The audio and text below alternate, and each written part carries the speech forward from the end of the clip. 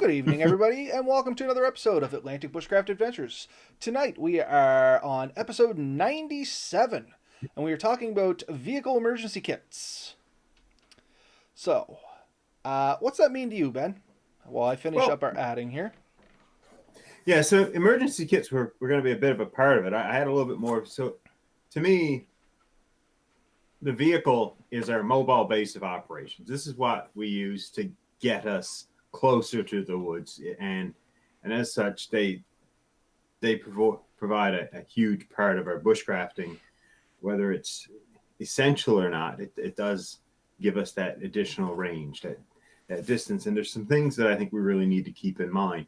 Although it's not our primary um, bushcrafting element, it definitely gives us a lot. So when I say that, it's our go-to in a quick emergency. It's the closest main thing. So I personally have broken this down to a couple of things, and one is just sort of like for the trip.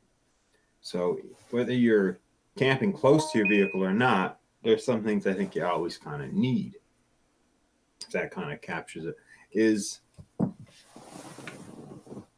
um, more of stuff. Like we go pretty light. We don't want to be carrying hundreds of pounds of gear in with us. But if something goes wrong, that's the first thing we're going to get to. So I tend to keep a pretty good, say, first aid kit at my vehicle, and I think that's a pretty important one. That's on my list as well, so well, at least we're So thinking the same. yeah. So when you go into woods, you should have a decent first aid kit. You should cover the basics. But we know that if things go really wrong, that really is only to get you back to your vehicle, get you to help, and then you're going to get better. So that's sort of your intermittent stage. Like once you get back to your vehicle, you should have a chance to to deal with the wound, the injury a little bit better, and hopefully from there call for help, and you're going to get a few like comforts basically out of the weather, potentially getting some heat, and maybe even get yourself closer to help, or get an injured person to help if it comes to that. And if we're going to talk about first aid kits, do you mind if I throw my 2 cents into that mix and save me from going Oh back over it on my own list? no, 100%. So, when it comes to first aid kits, I'm not going to go over what you said. A well-stocked first aid kit. Hmm. I do throw a couple additional items in my truck first aid kits. So in the Ranger, I always have a first aid kit. Doesn't matter where I go, what I'm doing. There's always a first aid kit under the rear seat, and it's a pretty good first aid kit. It's a level 3 first aid kit. All the basic crap's in there, and then of course I added my own stuff and little things that I have thrown in that I have found worked or I have used in the past is things you don't normally think about, like finger splints. Do you know how often Yeah. somebody can fall and dislocate a finger or break a finger or something like that? And yeah, you can grab a stick and tape it, or tape it to another finger, use a natural splint, something like that. But just a good old fashioned finger splint, they're dirt cheap from like Lawton's Drugs. Or what I've been going to lately, it's actually a rolled up, and I was going to take it out of the truck, but I didn't want to pull the baby seat out to get under the seat. But it's like a rolled up metal mesh, and you can Yeah. unroll that and make it into any kind of real splint for minor things. Like you could get a wrist splint out of it, definitely a finger splint out of it, maybe a potential small arm splint for a smaller person. I don't think it would actually work on me, but it would be better than nothing, and some extra gauze and stuff like that. So a splint is something a lot of people don't think about, or if they do, they tend to either go too far or too little. And Yeah. it's something like that roll up mesh. It's a good all encompassing splint, some extra gauze, and of course, I threw in an additional handful of triangle bandages. Most first aid kits come with at least one. The level 3 comes with 4 or 5, but you don't. A lot of people don't realize a triangle bandage can do a ton of things for you. Treat them kind of disposable, of course. You don't want to be reusing them, but I mean, they could do a arm sling. You can use them in conjunction with another dressing to hold it on. You can use it for tying splints on. Like a triangle bandage is cheap, uh, and they're real easy to store and come with a lot of good things. So I'm big on triangle bandages. That's just kind of my thing, and I've used those more than anything I can tell you about. I can remember running out to the truck and literally grabbing one to do like an arm sling. somebody fell and they didn't dislocate their shoulder. They just hurt it. At the time, we thought they might have dislocated. But anyway, we were able to get their arm kind of patched up. I've used them on fire scenes and stuff like that. We've needed them to tie something together, tie a splint up, tie something out of the way. Like I literally carry handfuls of these things because they're so cheap and they're just completely utilitarian. So when I took the instructor course for standard first aid, the guy teaching it, he actually had some pretty good advice. He said he goes and buys relatively cheap blankets, and he cuts his triangle band-aids about 30 to 50% bigger than the ones that come in the kits. And it's because the ones in the kits work well for about 80% of situations, but are too small for the other 20%. And the bigger ones are never really too big, right? You can always deal with the extra size, but you can't, not quite enough size. So that's just something. I mean, the ones in the kits are good. They're good for most situations. But he also pointed out that a cheap, good like bed sheet is still generally a little bit stronger, a little bit sturdier than some of the ones that come in those kits. And depending on the kits you get, some of them are basically a type of paper, some are loose, almost more of a cheesecloth feel to it. So you get quite a variety there. So it's just 2 cents on triangle band-aids. But I agree, they're a very good thing to have in your kit. Like you, I have a bigger vehicle style one that is usually in one or the other vehicles, depending on what we're doing and stuff. The important thing too with your first aid kit, since we're getting a bit, is to make sure you check it for date. Some things don't, in my opinion, and this is definitely not like anything official. A lot of things, even if they're old, they haven't really truly expired, but some you should try to make sure that everything is up to date. It's just good peace of mind, if nothing else. It's something that's out of date. It's probably still better than nothing. So a motto I say a lot, and Melissa can attest to this, is it's best before, not rotten after. Yeah. And I mean, take that with a grain of salt. I have gotten sick using this saying a few times, eating questionable food, because that's generally when I use this thing. But I also feel much like yourself. Some things, even though it might be a little out of date, is still better than nothing. But as you said, if you can get stuff that's in date, that's just ensuring that it's definitely going to be good when you go to use it. Yeah, so a Band-Aid, say, like Band-Aids probably do have an expiry date. I can't remember 100% on that. But if they do expire, chances are the glue isn't going to be quite as good. The seal on it is probably not so great, so the fact it may not be as sterile. I mean, nothing's really infected it. It's been kept clean and in a decent environment. It should be fine. But these are things to be aware of. And when you get to something better, you deal with those risks then. But I'd much rather have a Band-Aid and no Band-Aid. And obviously I'll take the best Band-Aid I can get. But I'm not turning down a Band-Aid because it's, a week past its expiry date or something foolish like that.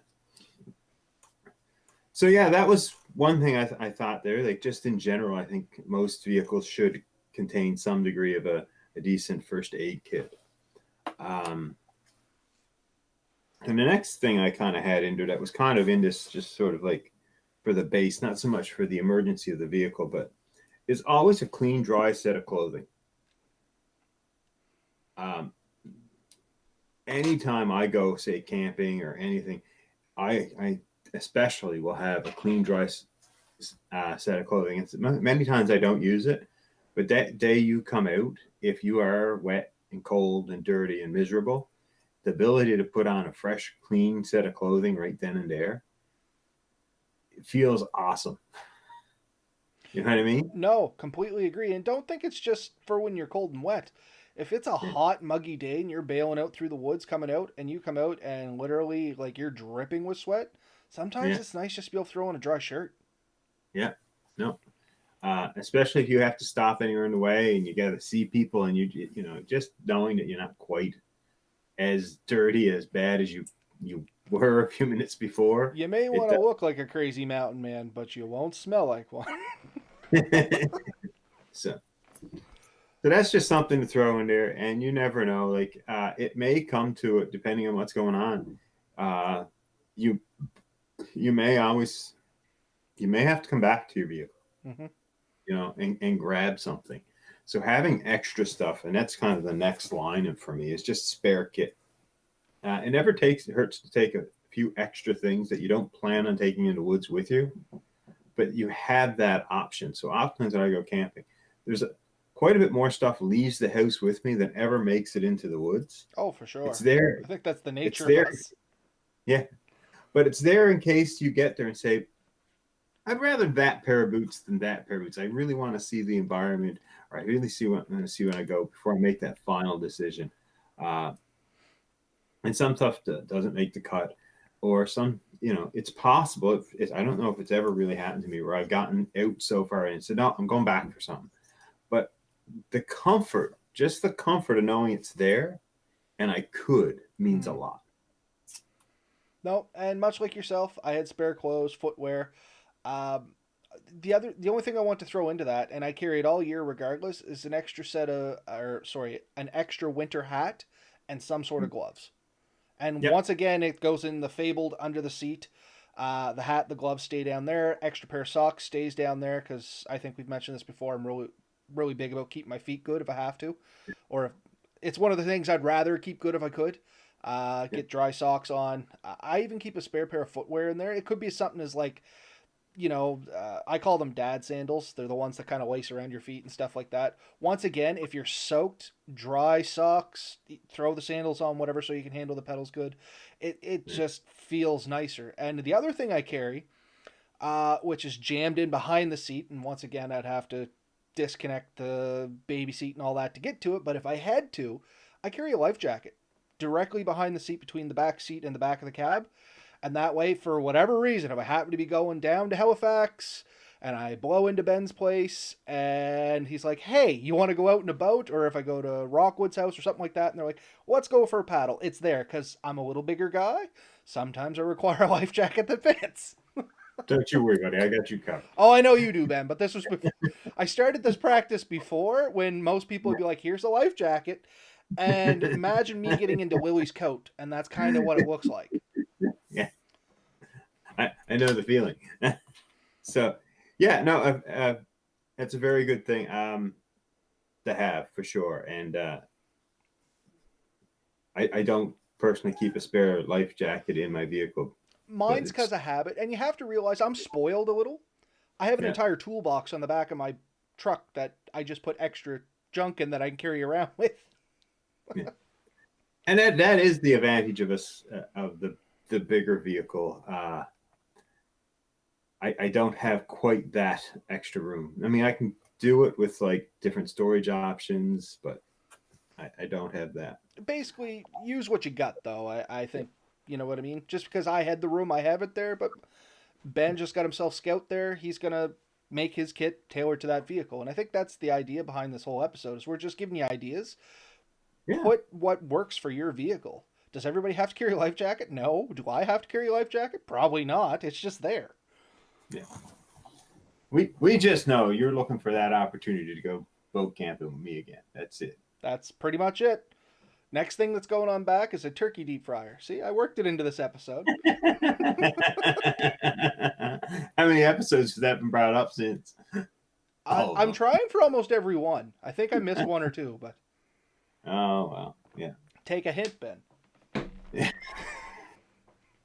The whole thing's here. Hey, if we picked up a turkey. Okay, gonna hold you that. I'm just throwing it out there. I have everything right here.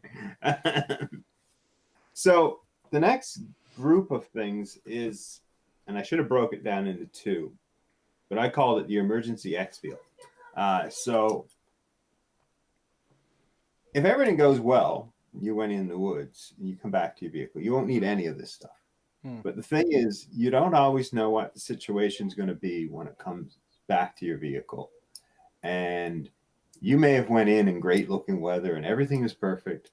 Let's picture this time of year. We go in, I mean, it was beautiful today.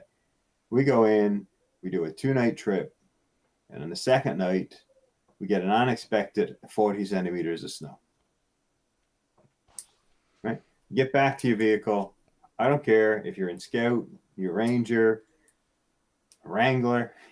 It really doesn't matter. 40 centimeters of snow in backwoods, you may not be getting it out in a reasonable time frame.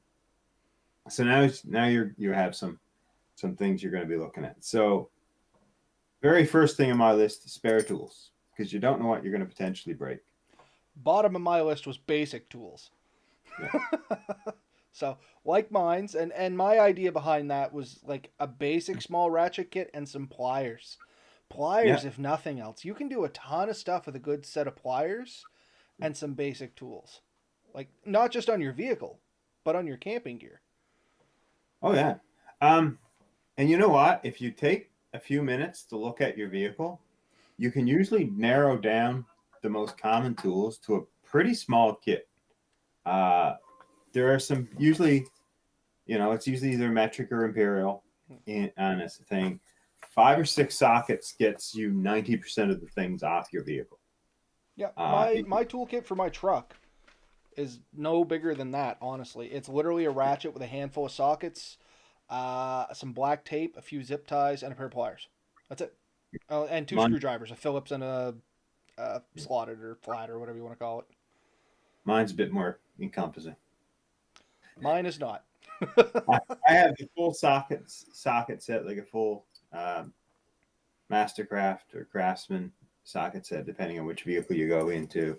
I also usually have a multimeter. I have a small soldering, a butane powered soldering iron that I carry, a few other things. You're going right fancy there, man. All I do is peel the wires with my teeth and twist them together. Dated a girl like that once. She had a groove in her teeth and she used to brag about it. Anyway. So anyways, a decent toolkit, something that you can do some basic repairs or at least check things and see.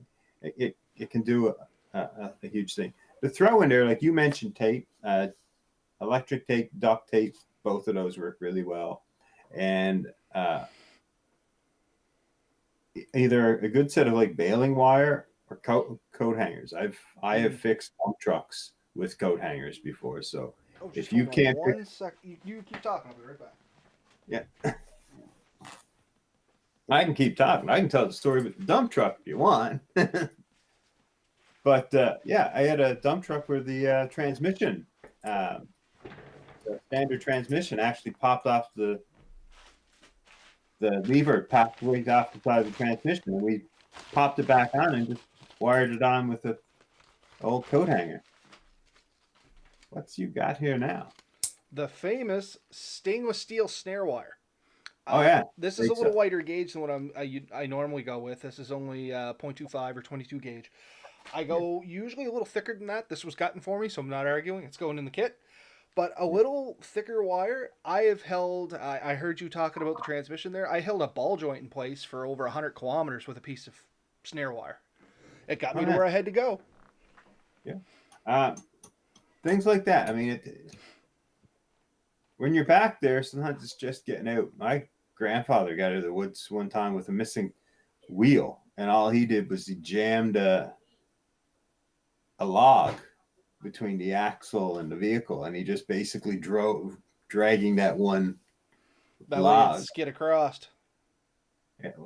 Yeah, he just wore it down. Apparently, by the time he got out, it was a few feet shorter than when he started, but still. But once again, it works. You have to get creative sometimes. You know what I mean? Because, like you said, sometimes it's just getting out. Yeah. Yeah. And you deal with the consequences then. Outside of that, but along some of the similar lines, I have rope. I didn't have that on my list, but I do have rope in my truck. So I have rope and ratchet straps. I'm a huge fan of this Dyneema, the Amsteel style rope, more so than others, for various reasons. But I mean, I know now you can get a lot of wenches with that stuff on it. Yeah, my wench on the ATV has that actually. Great stuff. I mean, incredibly strong. It is incredibly strong. And I was watching some shows on it, and somebody was talking about the advantages and disadvantages of it. And I guess it cuts a little quicker than steel cable. So if it does get pulled across something sharp, it will cut through. But if it ever breaks, the steel cable, when it lets go, will come at you with the force of, well, God. And it'll slice like an arm off, or it can do some huge damage when 2,000 to 5,000 pounds just comes ripping across. There's some great videos of this thing, like taking sides off trucks and decapitating like mannequins and stuff. Like, doesn't even slow the cable down. The AM steel doesn't do that. Like when it breaks, where it's lighter and doesn't have the mass and everything, it just kind of it comes over, it'll hit you, but most is going to bruise you. It's not going to take the side off a vehicle, not going to do any huge damage. So if it breaks, it's a little less. But the amount of things you can do with rope and a little bit of ingenuity is just shocking. And you can definitely use it to help get yourself out, especially if you get stuck and things like that. So one of the first things I did when I got scared is I created a box and I started putting a lot of this stuff in it. And then it's like a mobile thing. If I can pull it out, if we're just going down to the grocery store, I can pull those couple of boxes out. And once again, this stuff all seems to accumulate in the toolbox on my truck because I bolted it down. So I just start filling it full of stuff I need. Oh, this might come in handy. It goes in there. So I carry a lot of weird stuff in my toolbox. But these are the things I think you should have. Something I had on mine kind of went with the clothing, and I forgot to mention it was something I do carry in my truck, and it has saved me a couple times. One of those cheap safety vests. In all honesty, like if you get a flat tire or something like that, and you got to stop on the side of the road, does it look fashionable? No. Does it make you easier to see? Yes. And you know what I mean? Like I've stopped to help people and almost gotten hit. And stuff like that, and I've had the vest on, and it just gives you, if you can be a little easier seen, you're a little less likely to get hit. The only downside of this is you could create a little rubbernecking, but at the same time, I'd rather me be safe than the rubberneckers. They got to deal with themselves. You know what I mean? And it's just one of those. I think it was like $5 or $7 from an Army Navy surplus or a flea market or something. It just came in a little blister pack. Threw it in the truck. Use it a couple times. Mine's orange. I'd recommend the high-vis green. It's easier to see at night if you can get a hold of them. But anything with some reflective striping on it's better than nothing. Yeah, agreed. The other thing is, especially with like your truck, I know because I did this many a time, is you go to pick up some lumber or something, you don't have a flag, just jam that vest back there. Yep, I've done that too. I wasn't going to mention that, Ben, but seeing you brought it up, yep, works as a great flag for anything. If it sticks out past, I can't remember, it's 2 or 4 feet, so go with 2, but it's probably 4. It has to be flagged as oversized. Sure. Yeah, I agree. I can't remember. I'm pretty sure it's 4 feet past the end of your bumper. But if you drop your tailgate, in my truck, that gets 2 feet, so you get 2 feet past the tailgate, I think is what I'm thinking. But I think it's 4 feet past your bumper. It has to be flagged. Yeah, it makes sense to me. And Danny Swan just threw something out there. He says he carries a tire plug kit. I don't carry one in my truck so much, but I do carry one on the bike. And I have a small kit I take on the bike with a lot of the same things that I carry in my truck. So, I have the tire repair kit and a pump. I have a pump.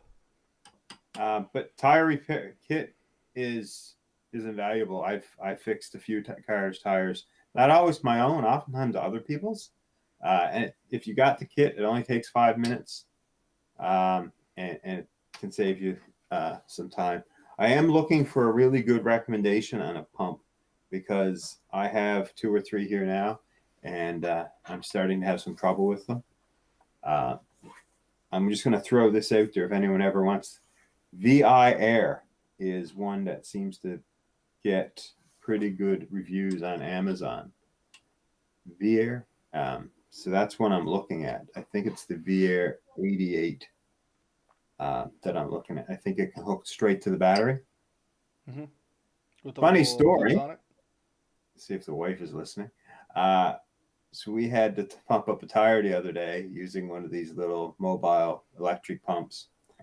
And when the wife unplugged it, she went to hand it out to me, and I was just going to pass it in to leave it the pump by her feet. I didn't want the pump. Anyways, she grabbed the end of the electric connection after she unplugged it, and that thing got blistering hot, and she had a blister for days in the middle of her thumb. She didn't even try to hit it; it just like grazed it. So just be aware that the electrical connection on those can get quite hot, as well as the pump itself.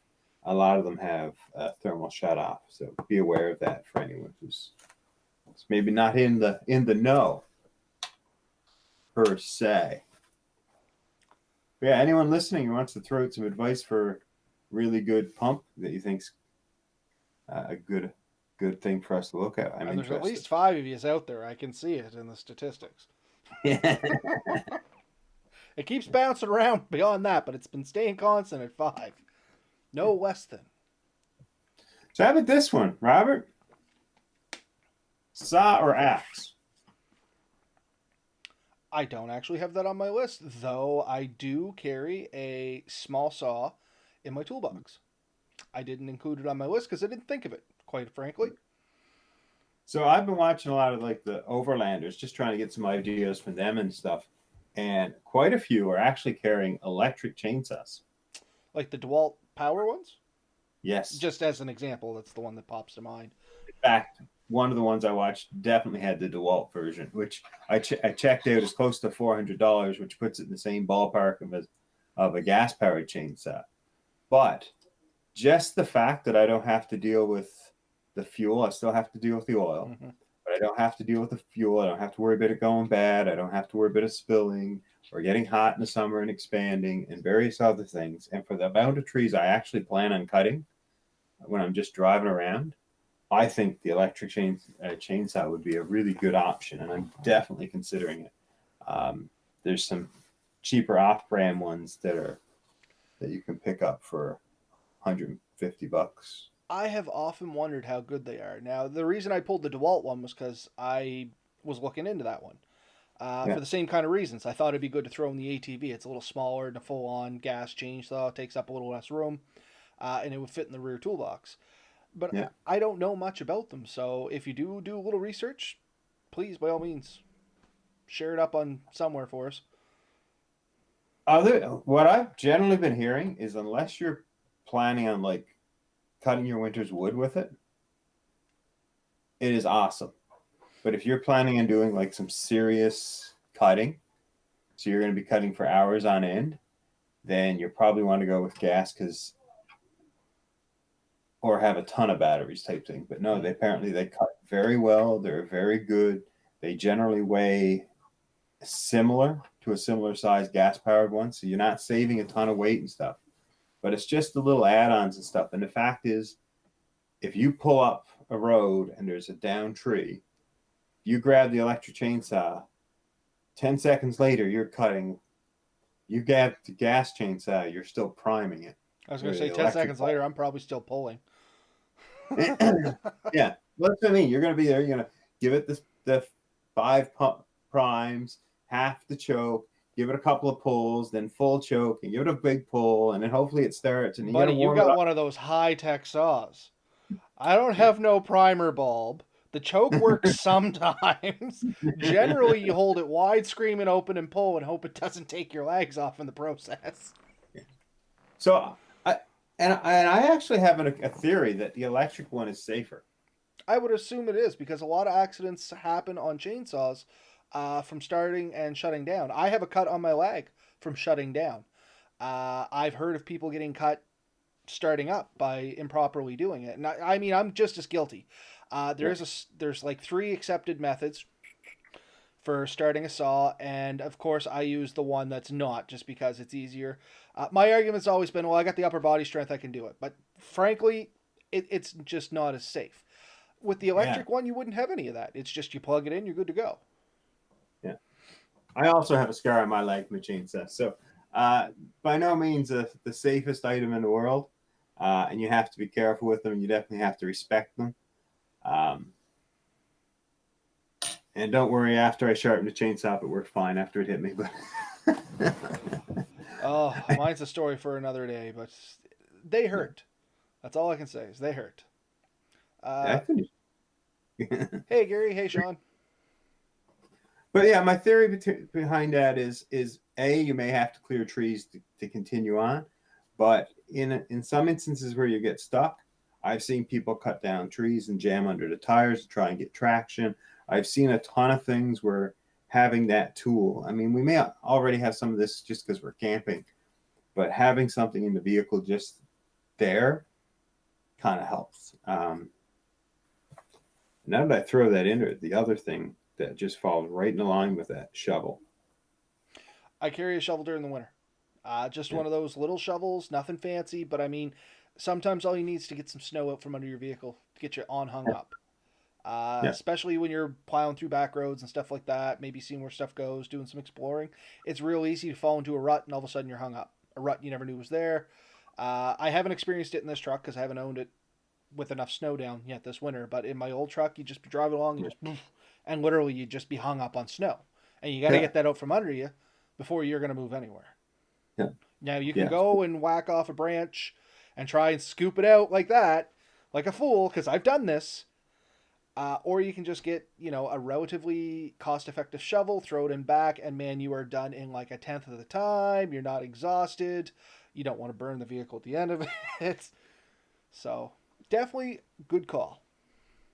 So I have something. We're talking about shovels and stuff. I have something I picked up. I haven't had a chance to test it out yet, but has great reviews. Picked it up at Princess Auto the other day. Recovery boards. Seen them used, Ma- haven't used them myself. Max Trax is the big brand name, but I definitely have an off-brand version. Mine came with a little bag. Everything stores in. They kind of link together. But they say you can use them as a shovel. If you went in, you can stick in the snow and sand and scoop out some stuff. But you can also just jam the whole thing under the car, and you can pull it up as traction. The other thing I've seen them do is actually use them as small bridges over small gaps, Mm-hmm. or just even fill in some gaps. So if you have a big dip and you don't want to go quite as far down, and just throw it in and you drive over that, so you don't go down quite as low. So in the right situations, it may mean the difference between getting out of the woods at all or being completely stuck and broken. So uh, definitely something I'm going to be playing with and trying to use. So something I had on mine, Yeah, especially if you're going into the woods, and you said extra gear, but I specifically keep just an extra blanket. That wool yeah, blanket that I took with us or took with me the last time we went there. That's yeah, generally what I throw in the back seat. If I need it, it's there. If I don't need it, it's still there. You know what I mean? It's not like I'm carrying it in the woods, but if I yeah. do need it to get a decent night's sleep, at least the option's there. And of course, wool retains a lot of its heat when it's wet. It's not light is the only downside of it, and it can irritate your skin a little bit. But at a certain point, you just don't care when it gets so cold. No.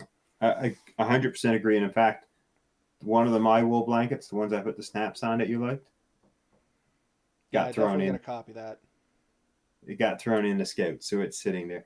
And that's a million reasons. But I mean, a wool blanket can definitely be a lifesaver in there, whether you just need to sleep, you have an injured person, you need something to put over them to help keep them warm, various other reasons. Just a good, solid blanket like that. A Down good to even, solid wool blanket you can make a stretcher out of, fairly easily oh, too. you can also just use it to buffer things in the back so it doesn't bounce around. You can kind of make a sling out of one. You wrap that around your arm a few times, it's not moving much. No, Uh, so there's a lot of stuff you can do with a solid blanket, and a wool blanket is great. Uh, and so that was one on my list. The other thing, do you have this one? A candle. I have a small lamp, not a candle, but a small lamp. I have a candle. Candle would make I more sense because mine's just a battery powered lamp. Candle will give you heat. That's why I have it. So in my misspent youth, I spent a lot of time in cars, in the woods, and I can tell you that lighting a candle will make a significant difference in the temperature inside the vehicle when it's not running. Now, if anybody heard me talk about terracotta heater before, Yeah. if you're serious about this, that's another idea that people can look at. I'm not going to get into it here because it's a whole thing. But if you're interested and you're like, I'd really wish to have a backup source of heat in my vehicle, look up something called a terracotta heater. You'd be surprised the heat you can get out of that and the difference it would make you off some tea light candles. Yeah. Yeah. The candle I have is a 40-hour jar style Mm-hmm. one. It's in a jar. It has a little cover on it. Um, Something like that's pretty good. So for 40 hours, I can have that thing lit and it will provide heat for literally days, like two, anyways. Um, Exactly. And if you are going to take a candle, I would recommend something like one of the jar style ones. That way you don't have to. Well, one, it's got a more solid base, so you don't have to worry about a fall over and igniting the car. Hopefully, you don't have to worry about the wax spillage either. yeah, 100%. So that's kind of why I have that particular one. So that just sits in my center console, and it will probably never get lit, but it's great that it's there. It's just that peace of mind. Um, and that's most of the stuff on my list. It's not super encompassing yet. I mean, there's so much more you can carry in your vehicle. It really does depend on the situations and stuff. But that's just my general kit. Did we get something, some note added or something? No, that's something Yeah. unrelated. But I was just looking at the comments there. So Red Bear says he never leaves town without a get home bag in his personal vehicle or the Kenworth. And what a get home bag is basically what we've been talking about. Just a bag you throw in. If something goes wrong, it helps you bail you out. And Carl was saying chem whites are a great thing to keep in your car, Oh yeah. and booster cables. Yes. Yes. I bought this for my brother, and if he hears this and he wants to make fun of me later or get offended, it's up to him. But I have a set of booster cables you can't put on wrong. What do you mean? There's a box in the middle, so you just hook the two cables on one battery, hook the two on the other, and it'll self-right itself. That's kind of neat. Didn't even know such a thing existed. So years and years ago, when my brother was still a teenager and he came to live with me, and we got a vehicle for him and all that, one of the things we equipped him with was a little, uh, basically, emergency kit, and we bought this. I think we paid $30 or something for it, but we bought this little self-righting, so there was no risk of him hooking up the booster cables wrong, and it's really kind of neat. It works well. It's just got a couple of relays in. It senses the voltage and sets it up correctly, and it's a neat little system. So for anyone who's just not comfortable with voltages and all that, it's a great little system. Um, and that sits in one vehicle, and then I just have the standard set of cheap $9 cables. Good to know though, if a cheap set of booster cables is basically worthless, like a truly cheap set, some of them are too light to actually boost the vehicle, and I have seen them turn like red hot and melt. So the set of booster cables I got are a set that me and my old man made. Yeah. They're using basically welding leads, and they're about 14 to 16 feet long. We used to use them for boosting the old. What was it he had at the time? I think it was a Peterbilt. Damn thing went dead all the time, and you'd have to like run the old truck out. You'd have to set it up. And you'd have to chart. Anyway, whole thing. After those days, I just kind of kept the cables. He ended up having to make himself another set, but because he couldn't find his. Surprisingly enough, I knew where they were. I just wasn't telling him. What a good son you are. I'm hoping he listens to this. I like to say stuff like this just to see if he actually listens to the podcast like he says he does. Because right now he's somewhere in Canada. He's still traveling the roads, still drives a truck, and he says, "Oh yeah, I listen to your podcast sometimes." So I like to throw stuff in there like this just to see if he listens. Because on the nights he does, I'll get a phone call tomorrow. So that's where my chopper cables went. Yeah. No. Yes. Those are good things for sure. I mean, it kind of gets captured under tools. But it's a specific tool for sure. So Red Bear just a comment here that popped up. I figure I have some of the best survival gear money can buy in my camping gear. It doesn't do much good sitting at home. It might as well be with me. And that's kind of the get home bag philosophy. Is if you're going somewhere, anywhere that you could potentially, break down, be left by yourself, might be a while before somebody can get to you. It's just niceties. You can sit there and shiver and shake in your car on a night like tonight. Or if you have a blanket and a candle, you can sit in your car and be relatively warm with a source of light and read a book. You know what I mean? Like, So essentially, he kind of hit on a good point. It's something I am working on. I picked up a bunch of these large square, we'll call them Rubbermaid. They're not, they're Dura something or whatever, but I see them everywhere now. The color changes, black bins with like yellow or red tops on them. yep. And they're interlinking. They're very sturdy looking boxes. And I'm setting them up as a modular system because they fit really nice in the back of the vehicle. I have the hitch mount thing for the van. They fit perfectly on that. And I'm going to start setting them up for different situations. So literally I can go down and say, I want to do this type of camping, grab that and just slide it right in the back of the vehicle. And I know I have a sleeping system, I have a shelter system, I have pack, I have everything. And this is kind of me bragging, I guess, but I was have about enough. to say, I'm sitting here going, I wish I had this much gear. Yeah, I do. I assume that means Missy's not listening because I was expecting the feedback off that comment. I feel like stirring the pot tonight anywhere I can. So, Dad, everybody's free game. Yeah. No, she knows I have the gear because almost everything I buy, then I get like a second set, so she has it, so she can't give me a hard time but not having something. So I have 2 full sets of gear because I know 9 times out of 10 she never uses it. So I use both sets just to keep them in circulation. Well, yeah, I mean, it has to be used. It can't just be stuffed all the time. Who knows if it's broken the next time you go to get it? I've had this conversation. So I have that. Plus, like I have the tent systems and I have the hammock systems. And then there was good deals coming on. You can't turn down good deals. So I have like multiple hammock systems. And I'm always looking for the next good sleep system. So I have one more thing on my list that we haven't talked about. And as soon as I say it, I think you are going to agree on this one as well. I vehemently disagree with everything you say after this point. I don't know.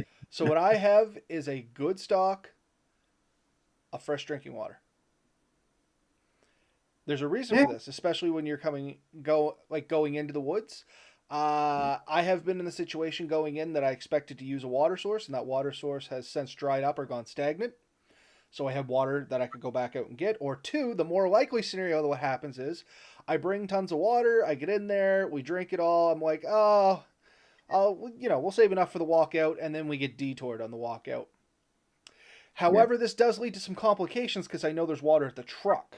So sometimes you can potentially end up pushing yourself a little further, getting a little warmer than you should. So fair warning on that one. I have been guilty of that. I have gotten better at it. But yeah, it's always nice to get back to the truck, vehicle, car, whatever you may have there. And if you need it, there's a drink of water, not only to have a drink if you ran out, sometimes just to wash up. Once again, if you're hot and sweaty, you can just take a cloth, which is another thing I carry. A face cloth, you just rinse it off. You can scrub your face, give your arms a wipe down, and at least you're somewhat feeling civilized again before you start the venture back into town. Yeah. Along those lines, just for the cleaning part, wet naps are a great thing to have. I think someone said chem wipe, same idea. Yep, I use those. I think it was on our Christmas list ideas or something like that. I got the one wipes. They're like the massive wet wipes. Basically, one wipe is supposed to be enough to basically wash your entire body, which I do not fully agree with, but they're big enough you can at least get the main parts that need done. Let's go with that, shall we? Depends on the person. Yeah. A small, you can do a kid easy. Oh yeah, it would definitely wash Lily. Not so much me. Yeah. No, I know what you mean. So.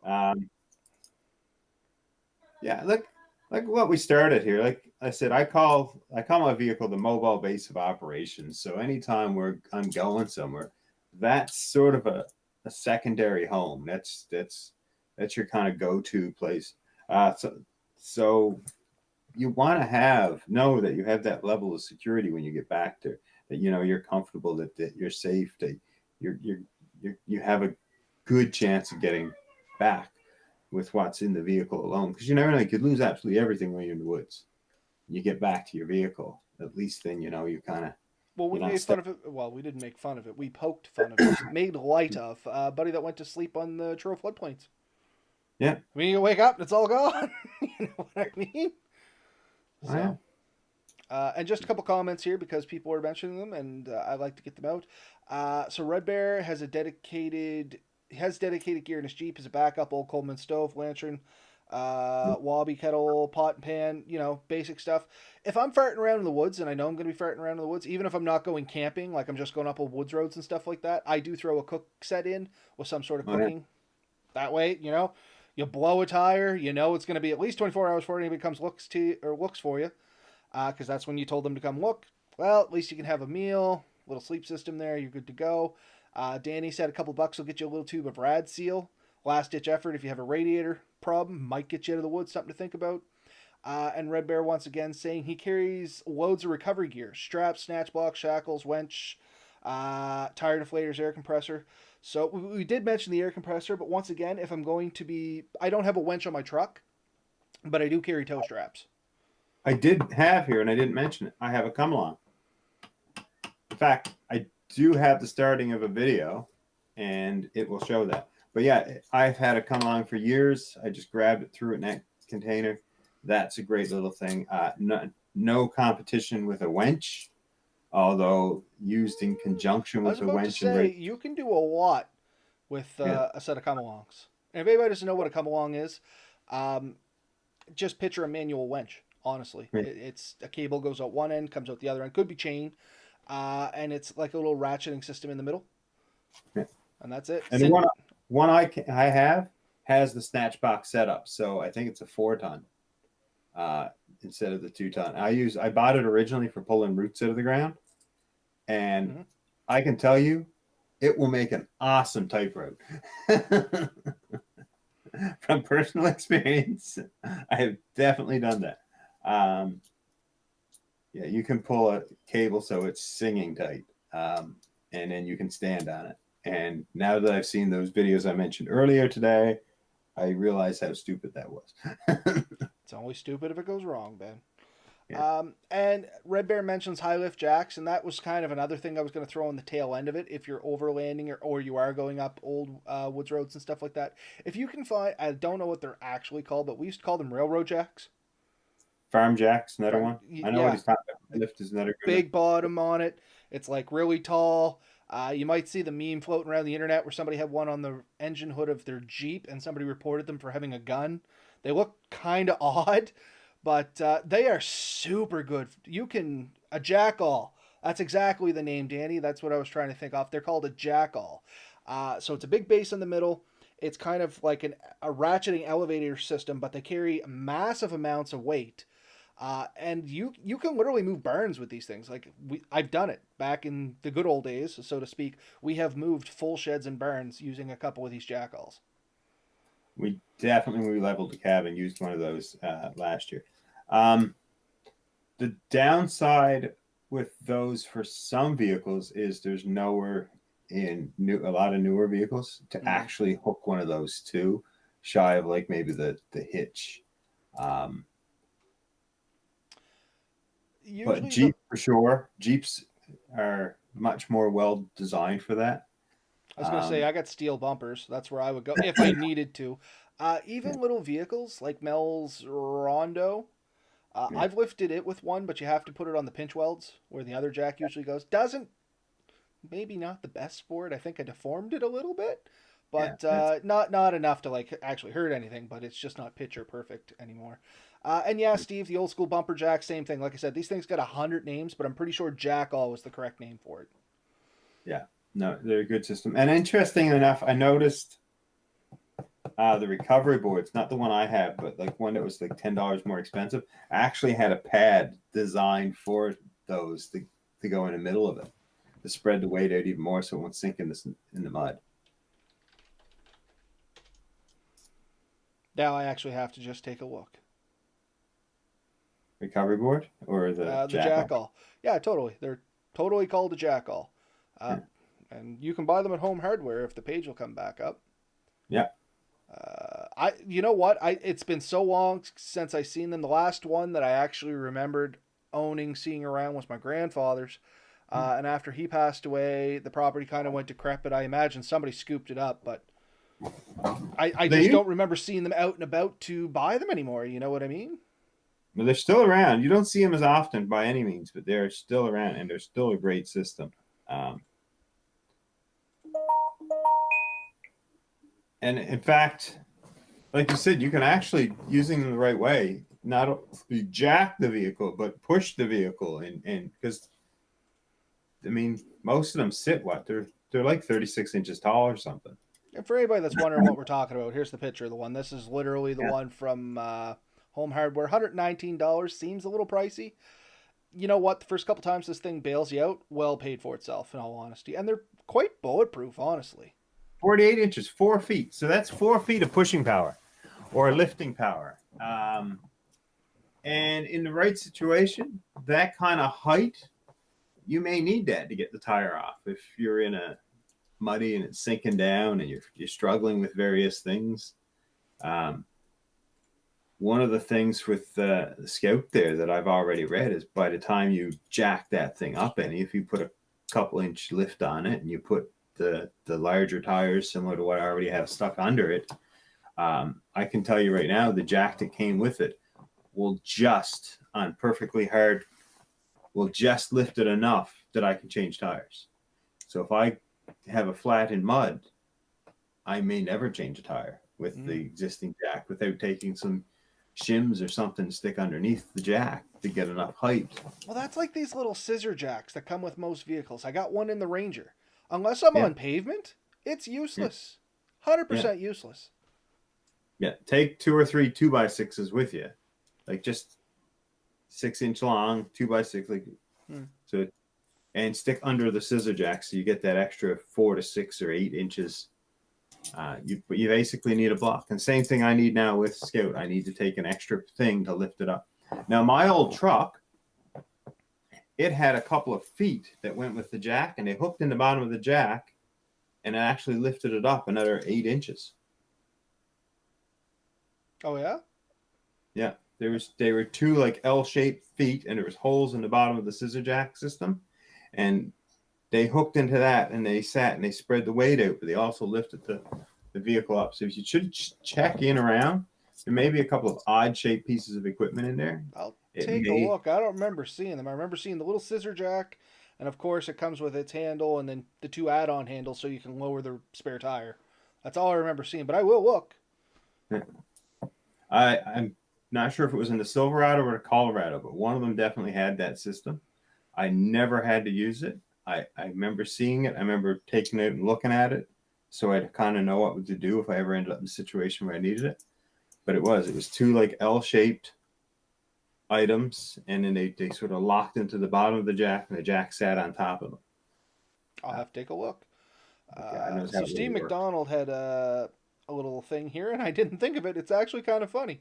About the 2x6s, he says, you got your jack slabs, you got some emergency firewood. Yep. I mean, good point. Good point. Sorry? I was thinking you can also just jam them under a tire if it's lifted off the ground too much to get traction. Mm-hmm. And Red Bear, just on the jackalls, you can use them as a winch as well. So yeah, that's what I mean. You can push or pull. So it gives you a lot of options. It's a great system, especially if you have a way of carrying it easily and stuff. So, they're very versatile. They're just a little unwieldy, if you will. Chances are I'm going to buy one for the truck.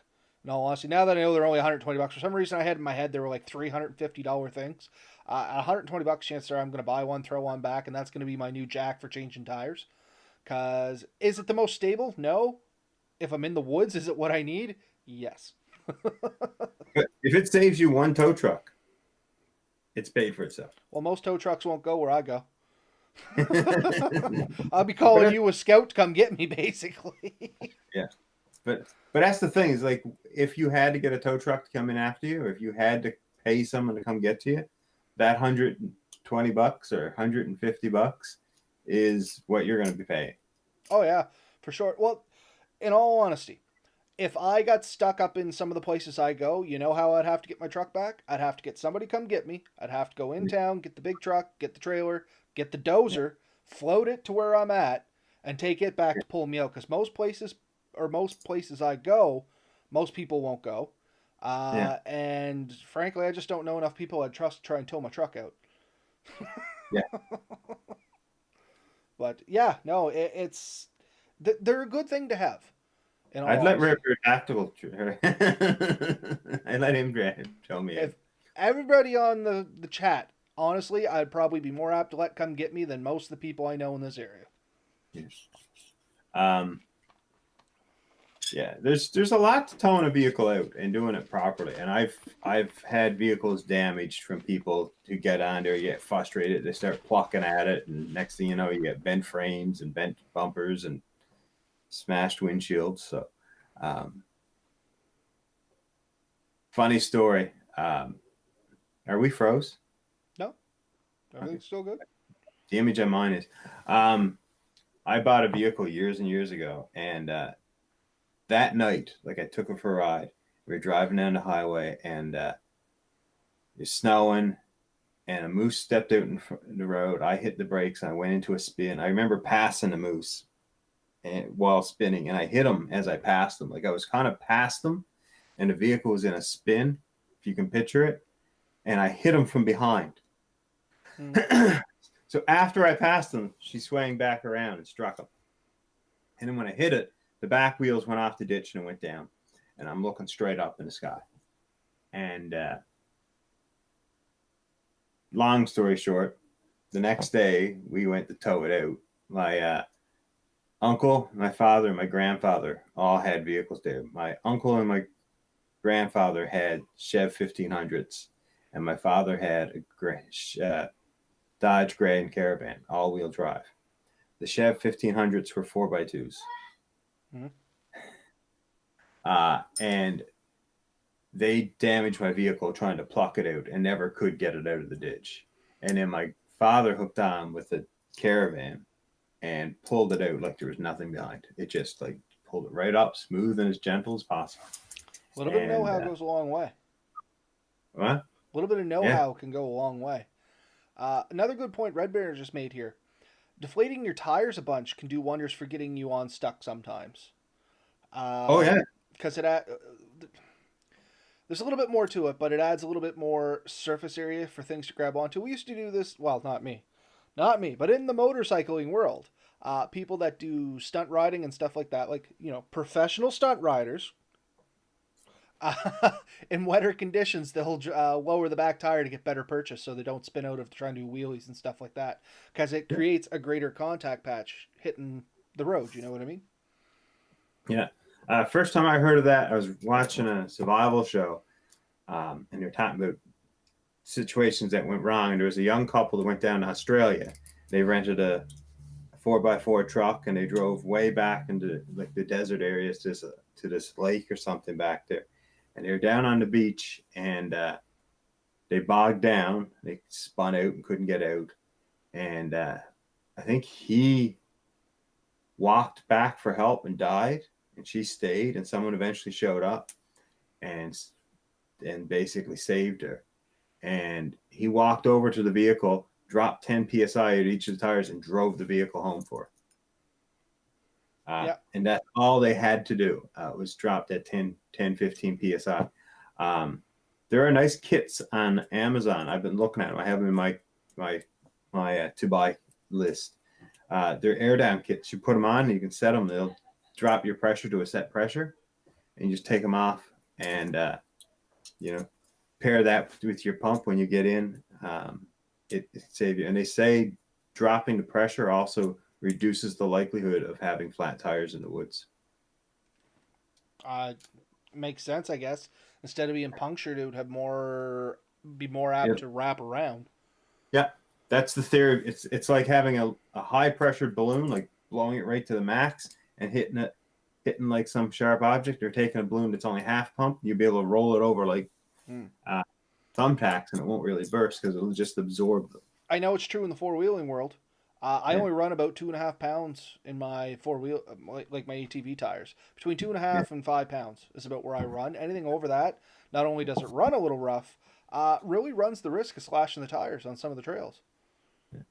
Um, the lower PSI in your car will give you a smoother ride, so the tires will actually absorb more of the impact, take some of the load off your springs and everything else. It's supposed to make your tires a little, or your tires less likely to puncture.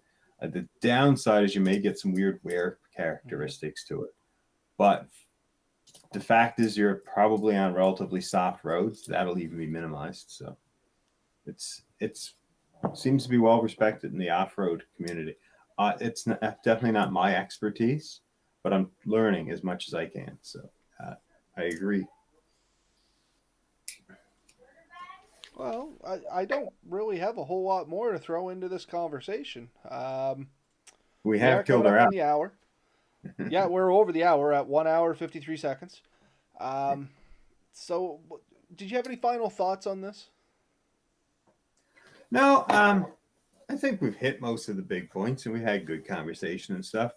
I took a few notes for sure, but yeah, it's for what we're talking about generally, like bushcrafting, and I want to try and keep it away from eventually becoming just a vehicle based thing, but it is definitely an aspect to the overall thing. I mean, we both use vehicles to get you with your ATV and your truck, me with, I mean, even I've seen Toyota Corollas and Chevy Cavaliers, and even sometimes like Honda Civics further back in the woods than most people would ever expect them. So you don't need the best uh, all-wheel drive 4x4 thing to get back there.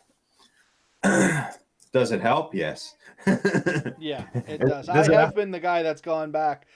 You know what? I can't even say I'm the king of this. The person that has gone in the weirdest places with the weirdest vehicles would be a buddy of mine. His name's Marcus. I'm not gonna say his last name, but he had an old Nighthawk, like Honda Nighthawk Yeah. motorcycle, Yeah. and he put that in places that I wouldn't touch with like a Jeep. I had to go pull him out from behind the Trenton Airport one night. No, that Yeah. was in the Jeep. But I pulled the Jeep out, and it was buried. And he said, Yeah. "Oh, I don't know why it got buried. I took the Nighthawk through it yesterday." And I'm like, "This is a 4 foot deep mud hole." He's like, "Oh yeah, it took a couple runs, but it went through it." So yeah, Uh, some you can get some wicked places in vehicles you don't think you would. do you know what a CBX 250 is? Is that the one with the real wide tires? Like they're kind of small, round, but they're like that freaking wide. No, it was a Honda racing bike. The back tire Okay, yep. was I just googled it. the back tire is ridiculously large compared to the front tire. Yeah, that is a weird looking thing. Yeah, I owned one of those. That was my first motorcycle, and I have drove that thing in places where you probably wouldn't take your truck. That's a Uh, that's a sporty looking bike to be going hauling on back roads. yeah. Um, Kind of cool looking though. I'm missing. I have scars on my hands from putting that thing into the dirt. I lost my thumb tip to that chain on that bike. Well, I had an old, and we're digressing. Of course, the end of the show. Here's where we digress. I had an Yeah. old 125 Yamaha Exciter, I think is what they were called, Yeah. and it's a street bike. And I put dirt tires on it and went everywhere on that thing. Like I mean, Oh, everywhere. I had sport tires on No, I didn't have that. It was cheaper to get dirt tires than it was to put the prop tires back on it, and that's how I ended up with dirt tires to begin with. Up until Oh the yeah. first set of tires ran out, I had street tires on it. Yeah. But when it came time to change, it was like $50 less to put the dirt tires on it. So I was like, all right, let's do it. Yeah. Oh no. Um, but yeah, you definitely find some interesting vehicles. I remember I went hunting, and this isn't going to end quickly. we were hunting in Cape Breton, me and a buddy of mine, Brent, and we were way back there on Waikagama Mountain, way back. probably quite a bit north of Waikaga Mountain. We're driving around in pickup trucks and stuff, and we're quite a ways back there, and really enjoying the fact that we got 4x4 vehicles, and we come across like a Malibu it's sunk like mud halfway up the doors, and the wheels completely lost.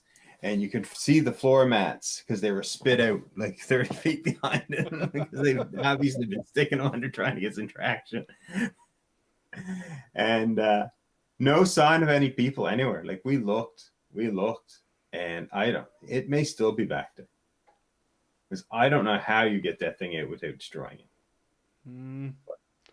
You'd have to get a recovery rope down on it low, and you'd have to pull some slow. Like as long as the mud was wet enough, pull it back a little bit, let it recede. That way, you don't ball too much pressure up behind it. It'd be a slow process. Yeah, I don't know. I would never have got that vehicle that far. Like I said, we were questioning whether we should be driving the truck back there, and then I seen taillights, and we said, well, let's go check that out. And we got up there and like, wow, it's just like, that's impressive. Like, I don't know who you are, but good on you. Sometimes taking a run and start, not always the best option. That's all I can say. Yeah.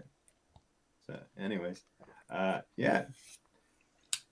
Getting back there and having fun is definitely a big part of life, though, right?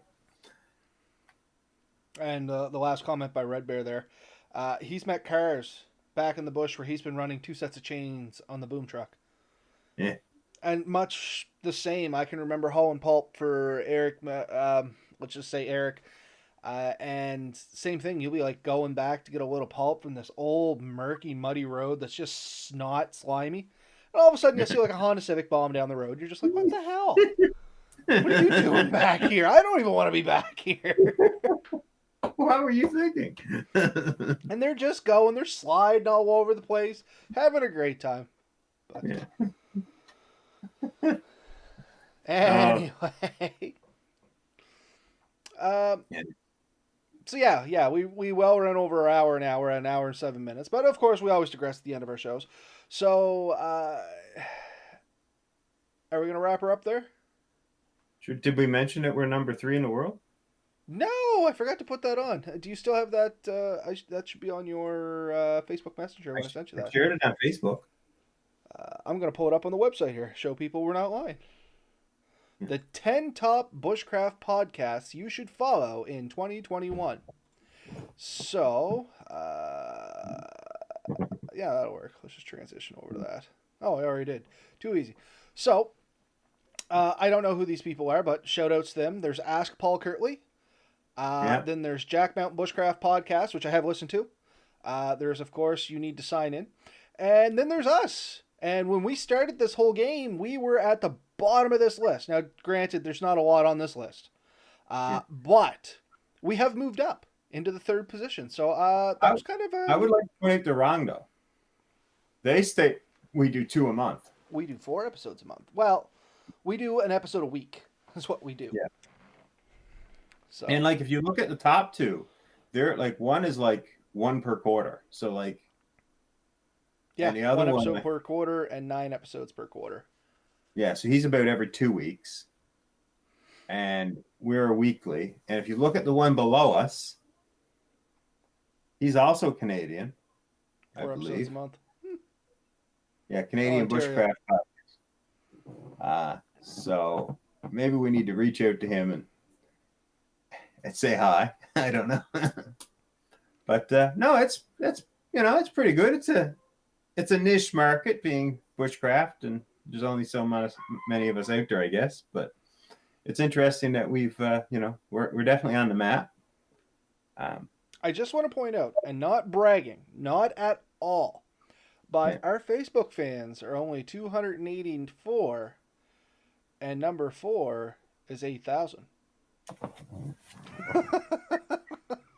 Yeah, that's not bragging, but and I noticed that they have our old link there, so this needs to be updated. I may have to try and figure out how to get in contact with these people and get some things sorted out. But anyway, Just thought it was kind of neat. So I seen it today. I sent it over to Ben. Ben posted it online there. So thanks to everybody that's listening. It's much appreciated. We've said it 100 times. We'll say it again. We do this mostly for the love of it. Well, actually, entirely for the love of it. We don't make any money. We're not sponsored by anyone. This is not a get rich quick scheme. This is we do this because we like what we do. We hope that people get a few laughs, maybe learn something out of it, and yeah, that's basically it.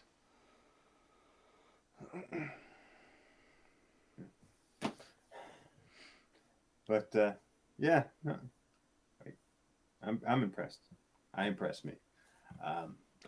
You know what? For a couple of guys that just get on here and ramble, I think that was rather impressive for us. So once again, thank you to everybody. And before we finish off, of course, see if I point to the right spot here. There we go. Our website down below there, atlanticbushcraft.ca. From there, you can go to look at some of our gear reviews. You can get in contact with us if you want to email us. It's podcast@atlanticbushcraft.ca, or use the contact form on the website.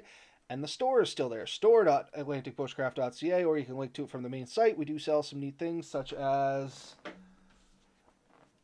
decals, t-shirts, and a few other odds and ends that we keep adding to the store. So keep checking it out. If you want to purchase something, you can do it through the store. Unfortunately, it's still just standard shipping, kind of flat rate.